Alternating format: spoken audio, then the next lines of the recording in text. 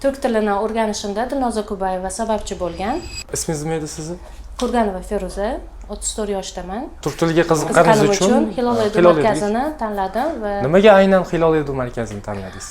Istanbul sayohatidan qaytgandan so'ng turk tiliga yana ham qiziqqanligimni sezdim va to'satdan Instagram saytida Dilnoza Kubayevani istoriyalarini ko'rib qoldim va shu Dilnoza Kubayeva orqali Hilol Edu markazini topdim. Hilol Edu O'zbekistondagi eng nomer 1 o'quv markazlaridan bittasi. Botga kelganingizda o'sha narsani siz ola oldingizmi? Misol uchun ko'nglingiz to'ldimi Hilol Eduda? Ko'nglim ortig'i bilan to'ldi. Olmagan narsalarimni ham ustozlarim yetarlicha yetkazib oldirishdi. Bundan keyin turk tili bilan qanaqadir sohangizni bog'lamoqchimisiz yoki umuman faqatgina sertifikat uchunmi? Yo'q, sertifikat uchun emas. Bundan keyin turk tilimni yana ham yaxshiroq qilish uchun yana o'qimoqchiman.